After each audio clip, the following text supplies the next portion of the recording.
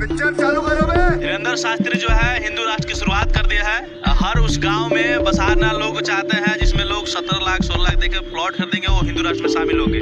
चूतिया बनाया तुमको। क्या कहिएगा? देखिए धीरेन्द्र शास्त्री जो है तो पहले से धर्म का धंधा बनाया, ये बड़ी अच्छी बात कही आप।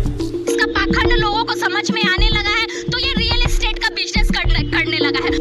अरे हाँ भाई हाँ। और रियल एस्टेट के बिजनेस में क्या है, मॉडल क्या है, 15 लाख 16 लाख 17 लाख।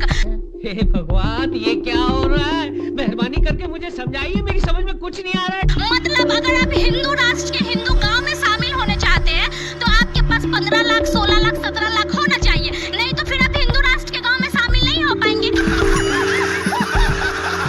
कोई गरीब कोई कैसे हिंदू बनाएगा बताइए तो?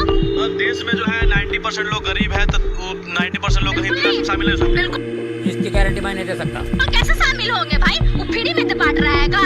धीरेन्द्र आप अखंडी फ्री में बांट रहा है, जमीन नहीं ना। पैसा ही पैसा हो गया।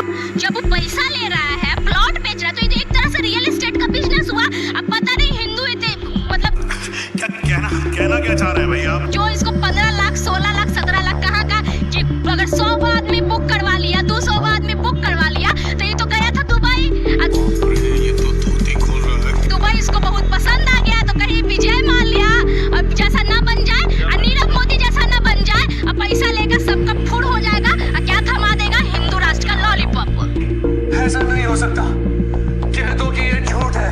मतलब हिंदू राष्ट्र के लॉलीपॉप थमा के धीरेन्द्र शास्त्री विदेश हाँ, चले जाएंगे। बिल्कुल हो सकते हैं, बिल्कुल हो सकते हैं भाई। बड़े खतरनाक लोग हैं। तुम जब बिजनेसमैन को बन ही गए हो, तुम तो एक पापा कैसा है भाई? कुछ बोलते हैं मोह माया से दूर। अरे मुझे चक्कर आने लग गया। मोह माया से दूर रहेंगे, धर्म को धंधा बना के प्लॉट बेच रहा है, ऐसा तो है ही पाखंडी।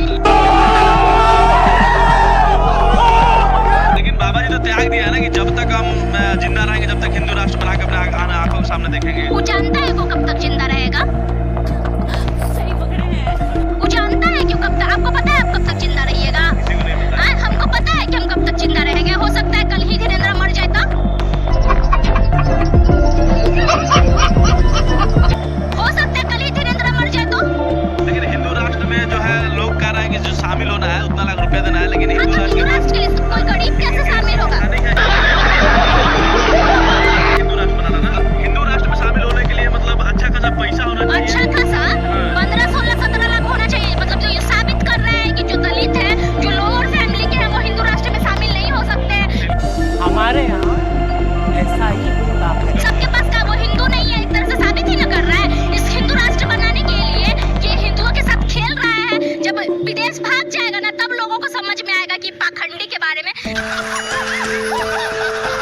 जैसे पाखंडी को हम सही बोलते थे, करिश्मा सिंह सही बोलती थी कि पाखंडी है धीरेन्द्र। लोकतंत्र का देश है ये, सबको आजादी है कहीं घूमने फिरने का।